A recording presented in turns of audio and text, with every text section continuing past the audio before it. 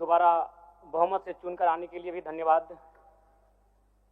माननीय वित्त मंत्री के द्वारा अनुपूरक बजट, द्वितीय अनुपूरक बजट जो 4,833 करोड़ 39 लाख लाया गया है, जबकि यही सरकार ठीक कुछ दिन पूर्व प्रथम अनुपूरक बजट, माफ कीजिएगा, प्रथम अनुपूरक बजट 4,833 करोड़ 39 लाख का लाया गया था, और आज पुनः द्वितीय अनुपूरक बजट जो कि 11,697 करोड़ 45 लाख की राशि लेकर आए हैं।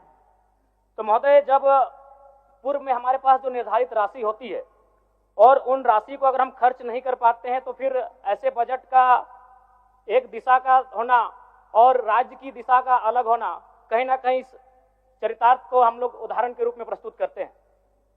महोदय, बजट की सार्थकता तभी आम व्यक्ति को समझ में आएगी जब एक गांव का सबसे गरीब व्यक्ति, गंगवा की पत्नी गंगिया, अपनी गठरी में बाजार के बजट को रख पाएगी।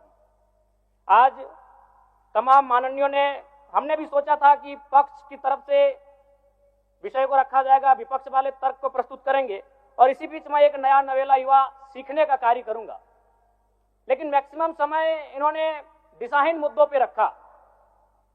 तो मैं, चूंकि मैया सम्मान योजना मूल बिंदु रही, केंद्र बिंदु रही, किसी ने उसे सम्मान कहा, नारियों का सम्मान कहा, महिलाओं का सम्मान कहा, हम लोग भी महिलाओं के सम्मान के पक्षधर हैं।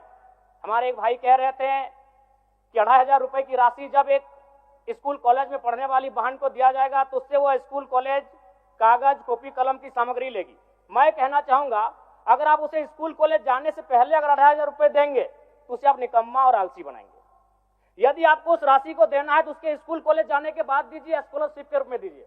मैं आज पुनः कहूंगा, क्योंकि आप सत्ता पक्ष में हैं, आप संभवतः अपने इस विषय को बचाएंगे, आप अपना पक्ष रखेंगे कि आपने मैया सम्मान योजना एक महान कार्य किया है।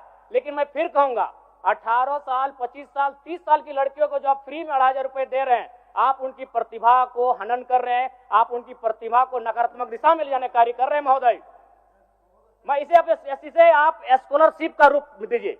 आपको 2,500 रुपए देना है, स्कूल से पहले देंगे ना। मैं कह रहा हूं, मेरी भी सैकड़ों बहनें हैं गांव में, अगर आप स्कूल जाने से पहले 2,500 रुपए उनके हाथ में देंगे, उस पैसे को वह गलत कार्यों में, गलत नहीं कहेंगे, कुछ ऐसे कार्यों में खर्च करेंगी जो लुभावनी हो।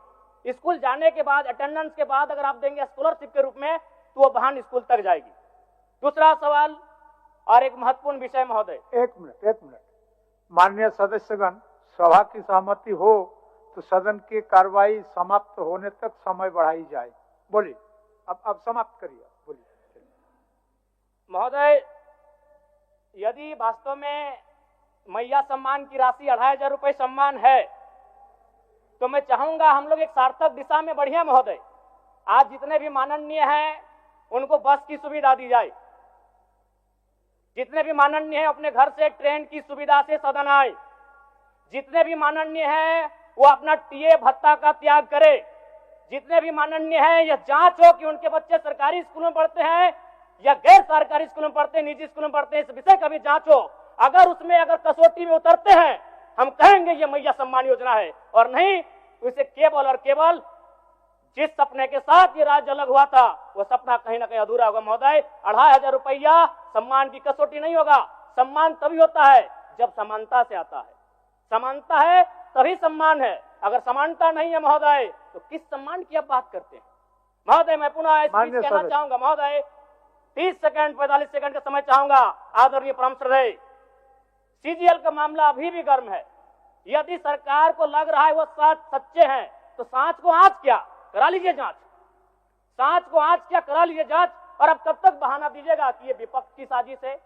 विपक्ष के सारे पे छात्र सड़कों पे नहीं है, सपने टूट रहे हैं, सपने नेशनल नाबूद हो रहे हैं, इसीलिए छात्र सड़कों पर है। और याद रखिएगा, उनके सपनों के बीच कोई आएगा, पहाड़ आए, दरिया आए या चट्टान आए, छात्र टकराएंगे। महोदय, मैं फिर कहूंगा, यदि आप सच हैं तो सच को आंच क्या कराइए जांच, सीजीएल की जांच हो। मैं पुनः कहूंगा, खतियान आधारित स्थानीय नीति, विस्थापन नीति पुनः समीक्षा करते हुए लागू कैसे हो उस दिशा में राज्य को बढ़ना चाहिए। और महत्वपूर्ण विषय महोदय, मैं ये कहना चाहूंगा। हो गया माननीय जयराम कुमार जी, हो गया, हो गया। धन्यवाद।